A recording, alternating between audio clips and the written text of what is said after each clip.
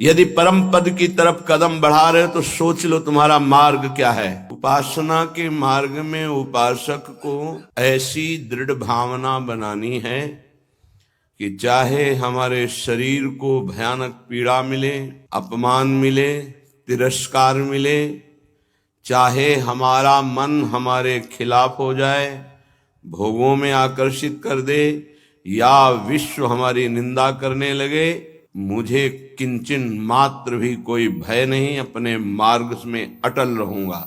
ये शपथ पूर्वक मार्ग चलना चाहिए। प्रारंभ में ही ये शपथ खा लेनी चाहिए, अब मैं प्रभु के मार्ग को नहीं छोड़ सकता, चाहे जितनी पीड़ा दी जाए या प्रलोभन दिया जाए। हर सुख का प्रलोभन माया देगी, प्रभु को नहीं छोड़ना है। जो उपासक सुख का लक्ष्य करके इस मार्ग में चलता है वो भ्रष्ट हो जाता है। वासनाएं साधना से दब जाती है, मिटती हैं भगवत साक्षात्कार या ब्रह्मबोध से। भगवत साक्षात्कार या ब्रह्मबोध तक पहुंचने के लिए उपासक को बहुत ही स्वभाव में गंभीरता, सहनशीलता ये लानी ही होगी। अगर वो गंभीर स्वभाव का नहीं है, अपनी बातें दूसरों से बताएगा तो परमार्थ से वंचित हो जाएगा। अनुभव की बातें या अपनी कमी की बातें दोनों नहीं बतानी। इष्ट देव जान रहे हैं, गुरुदेव जान रहे हैं, दूसरा कोई हमारे हृदय का परिवर्तन नहीं कर सकता। अगर हमारे हृदय का परिवर्तन कर सकता है तो हमारा आराध्य देव कर सकता है। आराध्य देव सर्वज्ञ है, इसलिए मुझे कहने की जरूरत नहीं। जो अनुभव हो रहा है उसे गुप्त रखो, क्योंकि वही अनुभव परमात्म साक्षात्कार की मंजिल दृढ़ कर देगा। अगर अनुभव बताने लगे तो खाली हो जाओगे, परमार्थ में चलने की योग्यता खो दोगे। इस बात को धैर्यपूर्वक समझिए। चाहे जितना कष्ट हमें मिले, शारीरिक या मानसिक, हम प्रभु के मार्ग को अब छोड़ने वाले नहीं। ये शपथ खानी चाहिए। हम प्रभु के मार्ग में जैसे हैं वैसे ही चलेंगे। जितना सुधार प्रभु कराते जा रहे हैं उतना होता जा रहा है। हम प्रभु के मार्ग को नहीं छोड़ेंगे, चाहे जैसी परिस्थिति आ जाए। हम गिर सकते हैं, फिसल सकते हैं, लड़खड़ा सकते हैं, पर ना तो रुक सकते हैं और ना लौट सकते हैं। ये शपथ खानी चाहिए। अगर ये निष्ठा नहीं है तो फिर बहुत बड़ा भयावह दृश्य उपस्थित करेगी माया, भीतर और बाहर से। समय आएगा आप लड़खड़ा जाएंगे। आपको प्रलोभन ऐसा मिलेगा कि आप इसे छोड़ करके माया में रमण करें। प्रलोभन में बहुत मिठास नजर आती, पर होता बहुत जहर है। सकामता उत्पन्न होते ही जो जलन होती है वो सकामी पुरुष नहीं जानते, वो भगवत मार्ग के पथिक जानते हैं कि कामना कितना बड़ा जहर है और कैसे जलाती है रात दिन। इसलिए उपासक को निष्कामता पर ही अपनी स्थिति स्थापित करनी चाहिए। सकामता को तत्काल काटना चाहिए। अगर सकामता रही तो 20 वर्ष साधन करने के बाद भी वो भ्रष्ट हो जाएगा।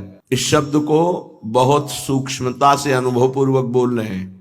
छोटी सी दबी हुई वासना 20 वर्ष साधन करने के बाद भी वो अपना प्रबल रूप धारण कर लेगी और साधक को गिरा देगी। ढूंढ ढूंढ कर अंदर की वासनाओं को नाम जप के द्वारा भस्म किया जाता है।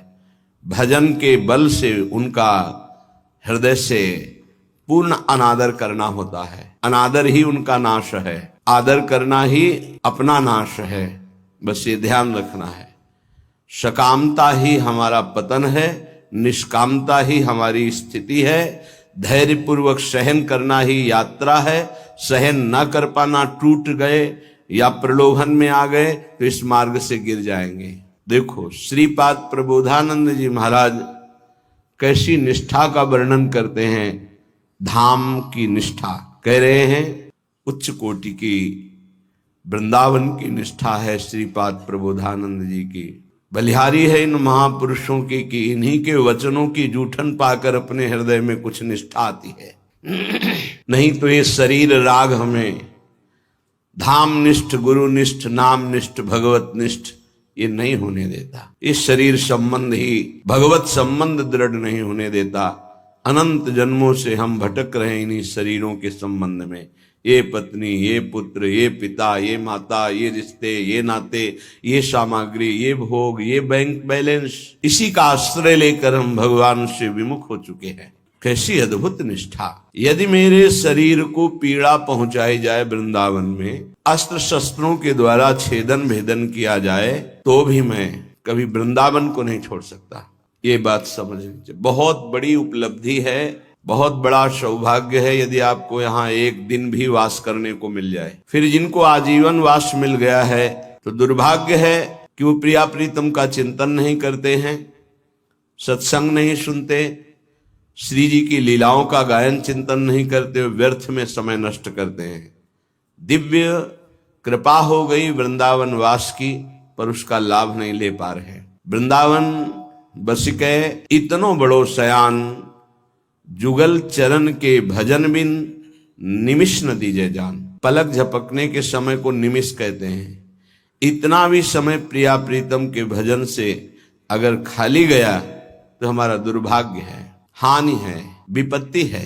अगर निरंतर हमारा स्मरण वृंदावन में चल रहा है तो वास्तविक तन मन के बन से ये अब वृंदावन वास हो रहा है। इसीलिए उपासकों से प्रार्थना करते हैं कि उठते बैठते चलते फिरते नाम जप करते रहो, प्रिया प्रीतम को मत भूलो। ये तुम्हारा बैंक बैलेंस तुम्हारे साथ नहीं जाएगा, ये तुम्हारी प्रवीणता संसार के व्यवहार की ये नहीं जाएगी, ये तुम्हारा शरीर सुख या संपत्ति सुख ये तुम्हें प्रियालाल से वंचित कर देगा।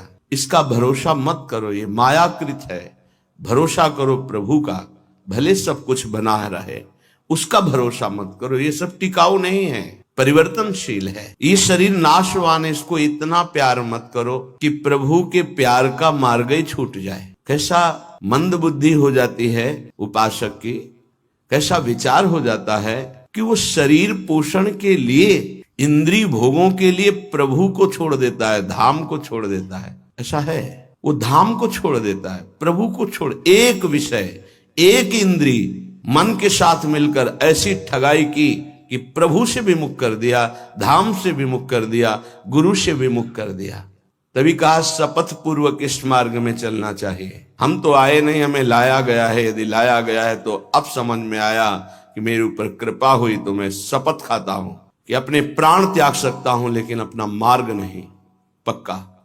पर आजकल शपथ भी ऐसे ही खा ली जाती है, उसकी सत्यता, उसका निर्वाह करना बहुत कठिन हो जाता है। प्रतिज्ञा, शपथ, ये सब में खवाई जाती है। अगर किसी भी डिपार्टमेंट में है तो उसको शपथ खवाई जाती है। आप ये गुप्त बात कभी किसी को नहीं बताएंगे, आप ऐसे चलेंगे, आप राष्ट्र की रक्षा करेंगे, आप शपथ खाइए कि धर्म पूर्वक, सत्य पूर्वक अपने राष्ट्र के लिए प्राण समर्पित करेंगे।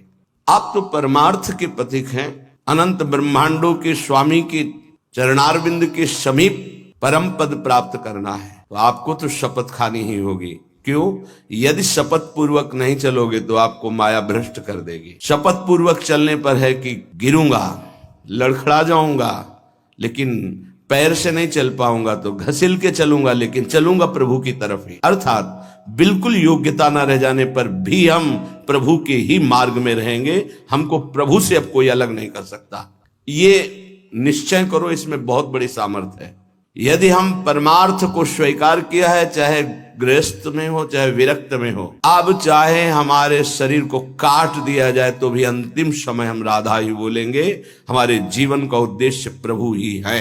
श्रीधाम वृंदावन के वास की निष्ठा का परिचय दे रहे हैं ध्रुवदास जी। खंड खंड होए जाए तन, अंग अंग सत टूक, वृंदावन नहीं छाड़ियो, छाड़ी वो है बड़ी चूक। बड़ी चूक, ये जो बाहर से भक्तजन आते हैं इनके ऊपर श्री जी की कृपा है, पर आपका दुर्भाग्य हो जाएगा यदि इनसे आप घनिष्ठ अपनापन कर लिए। घनिष्ठ संबंध श्री जी से और श्री जी के संबंध से इनसे संबंध, डायरेक्ट हमारा कोई संबंध नहीं होना चाहिए। श्री जी के नाते से है, श्री जी के संबंध से है। एक बहुत अच्छे ब्रजरज सेवी महात्मा इसी संबंध में चूक हो गई। कुछ लोग बाहर से आए, ऐसा कभी किसी को नहीं करना चाहिए बाहर से आने वालों को। उनके 500 शुगर थी। बहुत अच्छे ब्रजरज सेवी और सरल स्वभाव संतों का हो जाता है, क्योंकि हमारी स्वामिनी का स्वभाव है अत्यंत दयालु, करुणामय, सहज, सरल। किन्हीं किन्हीं संतों का बाहरी स्वभाव नारियल की तरह होता है। नारियल ऊपर से कठोर होता है, वो अंदर से देखो तो बहुत मिठास वाली गरी होगी, उसमें मीठा जल होगा, पर बाहर से कठोर रहता है, नीरस रहता है।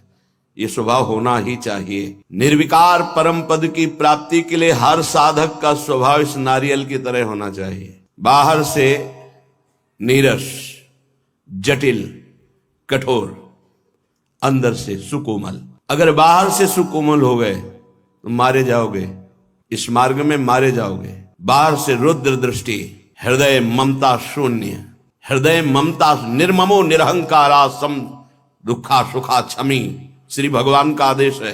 निर्ममो निरहंकारा। यदि परम पद की तरफ कदम बढ़ा रहे हो तो सोच लो तुम्हारा मार्ग क्या है।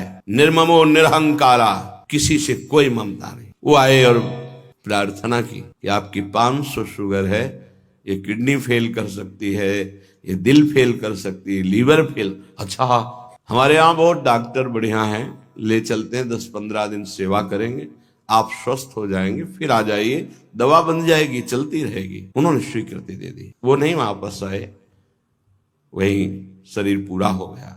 आप लोग बाहर से आते हैं वृंदावन लाभ लेने के लिए। अगर आपको श्रद्धा है और कोई संत बीमार है तो यहीं उसकी व्यवस्था कीजिए। उसको बंबई, कलकत्ता, दिल्ली ले जाने की कोशिश मत कीजिए। उसने अपने जीवन को श्रीधाम की रज में दिया है। कष्ट से पीड़ित होने के कारण, प्रबल निष्ठा ना होने के कारण हो सकता है वो हामी भर दे, तो आपको नहीं ले जाना है। वो कहे भी तो नहीं ले जाना है। नहीं महाराज, हम यही व्यवस्था करेंगे आपकी, तब तो आपकी सेवा मानी गई। आप उनको धाम छोड़वा दिए तो कौन सी अमरवती पिला देंगे आप? क्या मृत्यु पर विजय आप दिला सकते हैं? क्या श्रीधाम वृंदावन दिला देगा? हाँ, ये है कि रजोपसेवी प्रियालाल के चरणारविंद के कहीं भी शरीर छूड़े, वो तो प्रिया प्रीतम में स्थित है। पर वो लाभ जो हम लोग याचना करते हैं, जय श्री भट्ट धूल धूसर तन यह आशा और धार, कुछ विशेषता है, पक्का मानिया। इस रज में शरीर छोड़ने की कुछ विशेषता है, मान लोगे तो जान जाओगे। तभी कह रहे खंड खंड होए जाए तन, अंग अंग सत टूक, वृंदावन नहीं छाड़ियो, छाड़िबो है बड़ी चूक। यहां कह रहे हैं छिद्देत खडसा इदम यदि में शरीरम, घोरा विपद विततयो यदि वा पतंती। यदि धार वाले अस्त्र से भी मेरा शरीर काटा जाए तो मैं वृंदावन का कभी त्याग नहीं कर सकता। कि भाई वृंदावन में तो बहुत दुख मिल रहा है, अब तो चलते हैं यहां से। शपथ पूर्वक इसीलिए कहा है कि अगर शपथ पूर्वक नहीं रहोगे तो बड़ी विचित्र दशा है। हमारा धाम और धामी श्यामा श्याम बड़े कृपालु हैं। यदि आप जाना चाहते हो रोकेंगे नहीं, और नहीं जाना चाहते हो तो कभी जाना नहीं पड़ेगा। किसी भी कार्य के लिए नहीं जाना पड़ेगा। ये अपने अनुभव की बात कह रहा हूं। किसी भी कार्य के लिए नहीं जाना। और आपने निश्चय किया है कि बाहर जाकर ही हमारा काम चलेगा, तो पक्का बिना बाहर जाए आपका काम ही नहीं चल सकता। और आपने निश्चय किया है कि श्रीधाम वृंदावन नहीं छोड़ूंगा, चाहे मर जाऊं, तो हर व्यवस्था जो तुम बाहर से नहीं कर सकते घर बैठे हो जाएगी। क्योंकि स्वामी जी के चरणों में स्वयं अनंत लोकों की सिद्धियां लुटती रहती है। विश्वास, धैर्य, सहनशीलता, ये चाहिए इस मार्ग में। अगर सहनशील नहीं हो, विश्वास नहीं है, तो फिर आप टूट जाओगे। कितना कष्ट सहूं।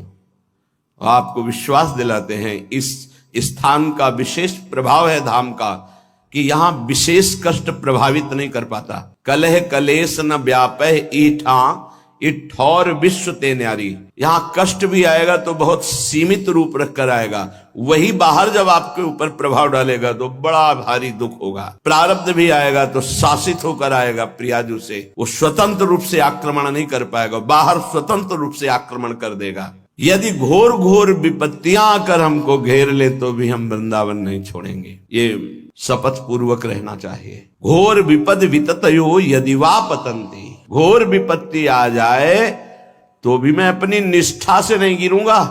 काट डाला जाऊं तो भी, घोर विपत्तियां दुख आ जाए तो भी मैं श्रीधाम वृंदावन को नहीं छोड़ने वाला।